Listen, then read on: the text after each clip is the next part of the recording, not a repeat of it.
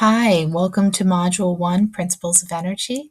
We're going to walk through the lecture PowerPoints, and some stuff I'll elaborate on and some stuff I'm going to skim over because you have the PowerPoint available to you in PDF format right online. So let's get started. Right away, we can see that energy is consistent of a few things, and we have an energy pyramid on this page. We can see that the laws of energy, the law of conservation of energy, that energy is not created or destroyed, it's just changing from one form to another, and it's based on availability within each form that matters, which creates the purpose of energy efficiency. How efficiently can we get the energy from purpose number 1 into purpose number 2, which can finally translate into energy consumption, which in this pyramid, because they want it to be a nice, clean, green sustainability pyramid, they're saying it can translate into renewable energies, energies that we can constantly recycle in on itself over and over and over again. For the purposes of the course, I would like you to use this definition. This is the definition of energy that's inside your text, and so this will be the one that we will be using. And the reason why I like this definition is because it covers many different forms of energy in its different states. So in the states of potential, so it's storage of energy, as well as its state of in use, mechanical energy, and its various forms, as well as how it can be within those forms or how it acts within those forms of activity, such as being thermal, meaning that it's transferring itself through heat, or nuclear, meaning that on an atomic level, I'm changing the atom's state by gaining or reducing the number of protons within my atom. Or another example would be electrical, where the electrons on the outside of my atomic valence shell are actually jumping from one valence shell to another, and that's electricity. And so this is a nice definition that covers all of those things.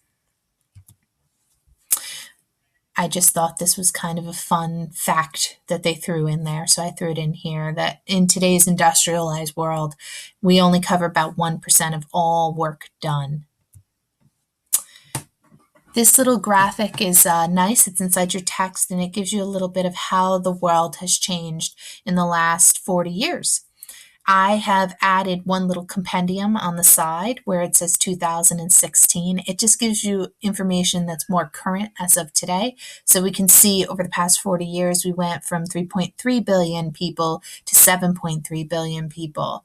We can see that the amount of lead emitted, which is 10 to the third tons of lead, has actually decreased since 2010, but after 2010, it's actually increased again. We're using a lot of materials that consist of lead release that's been added to the environment in recent years, in the last 6 years. So you can actually see that lead has gone down, but after 2010, it's actually gone back up. Tons of waste recycled. We are recycling more than ever, not just our nation, but many nations around the world. And so we can see that we're seeing an increase in recycling, but despite that, we also have increased the amount of annual tonnage of garbage that we produce. So we have both recycled waste and non-recyclable waste that has increased. We're just making a whole lot of additional garbage stuff, things that do not need to be used. A great example of this is just packaging. You go shopping, just think of everything that comes in another package or with all these little tags and things added on. It's all waste in unnecessary forms. Continuing with that, we have the percentage of oil imports. I'd like you to note that we actually were increasing the amount of oil that we were importing into the United States up to 2014.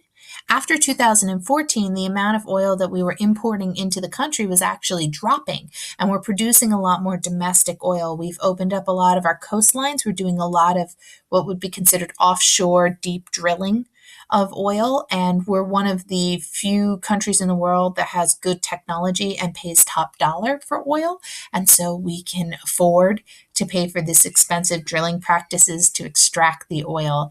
And so we are actually down on the amount of imported oil. We only import about 28% of oil. And that's based on the 2015 projection numbers. There's no projection numbers for 2016, 2017, at least not as of yet, because they require companies to diverge their information and let us know what's going on. So we have a lot of things that are based on honesty. Another piece is federal budget spent on environment. You can see that's been reduced. We don't spend as much money on making sure that the environment around us is clean and green, and so that's dropped to 0.73%. Atmospheric CO2 has hit an all-time high. We have exceeded 400 parts per million, and we are now up to 404 parts per million as of the average for 2016 year. That means that if I took 1,000,000 particles and I counted out what each particle was, 404 of them would be carbon dioxide particles. And that's pretty extreme, considering that in 1970 there was 325 particles of carbon dioxide in your average million. World CO2 emissions based on 10 to the 9th tons, so put 9 little zeros at the end of any number, and you'll get the actual number of tonnage per year. We can see that CO2 tonnage has been increasing, and it's still increasing. While the rate has slowed on the amount of CO2 that we're producing, it's still going up.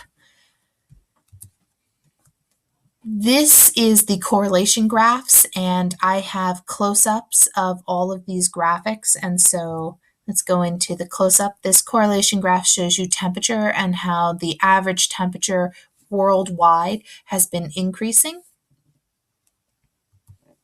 This correlation is showing you carbon dioxide, and it just shows you that the average amount of CO2 based on parts per million has also been increasing. And if you look at the curvature of the line, you can see that it's gone up pretty exponentially. Everything from 1950 on is direct data taken by direct measurements. Everything before 1950 is indirect data taken by things like ice cores or sediment dredge or pieces of tree ring data, things like that. So all of our previous 1950s is not a direct instrument that's taking the information. Everything after 1950s is direct. So if we're looking at this graphic, everything from about here on is a really direct reading of numbers. So it's very accurate. Once again, methane, same thing. 1950s would be when we started taking direct data. So even though the dates on the bottom of the line go way back in Earth's history, we can see that everything that is taken directly 1950s on has been increasing. But once again, it's taken with a direct instrument, so it's very accurate information from that point on. Everything before is taken through indirect information. Once again, ice cores, so little air bubbles and ice core pockets, and sediment, once again, air trapped in between, correlation information between tree rings and other data. So we have this correlation. The reason why they're going back in time and showing you the back in time on both of these graphics is to try to show you that the new numbers are not normal. When people say, oh, it's a natural cycle of the Earth, they're trying to show you this is not a normal natural cycle, this increase in this stuff, trying to lead you towards the fact that it's human caused based on the amount of CO2 that's being released, and human caused based on the amount of methane that's being released. That brings us to our first law, the most important law for this course, which is the law of conservation energy, which says that energy in a conserved quantity in the universe is constant. Another way to say it is that energy in this world is not created or destroyed, it's just changing form. So I can take a piece of wood, and that is a stored amount of energy, and I can burn that wood. And as I'm burning that wood, it gives off heat, which is another form of energy, thermal energy, and light, which is electromagnetic radiation, another form of energy. And both of those are just changing form. So I'm taking one energy and changing it into another energy.